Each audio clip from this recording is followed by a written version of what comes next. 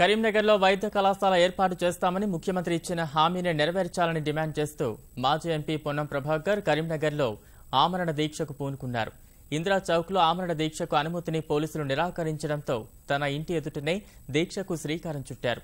సిరిసిల్ల రహదారిలో ఉన్న పొన్నం ఇంటి వద్ద దీక్ష చేస్తుండటంతో వాహన రాకపోకలకు అంతరాయం కలుగుతుందని ట్రాఫిక్ పోలీసులు అభ్యంతరం తెలిపారు. వైద్య కళాశాల ఏర్పాటు చేసే వరకు ఆమరణ దీక్ష కొనసాగిస్తానని పొన్నం స్పష్టం చేశారు.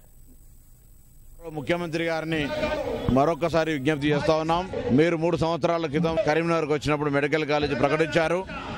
ఆ మెడికల్ కాలేజీకి సంబంధించినటువంటి ఎన్ఓసీని జారీ చేయమని అడుగుతా ఉన్నాం.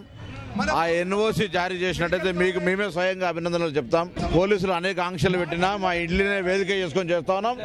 ఇక్కడ కూడా వాళ్ళు నియంత్రణ విధిస్తే తప్పకుండా దీనికి సంబంధించి ప్రభుత్వానికి సవాల్ చేస్తున్నాం. ఇది ఒక ఏడాదిన్నర ప్రభుత్వమే. దాని తదుపరి మేము ప్రభుత్వంలోకి రాగానే ఇమీడియట్గా మెడికల్ కాలేజ్ శంకుస్థాపన చేసే మా మొదటి కార్యక్రమం అనే మాట సందర్భంగా ఈ జిల్లా ప్రజలకు హామీ ఇస్తా ఉన్నాం.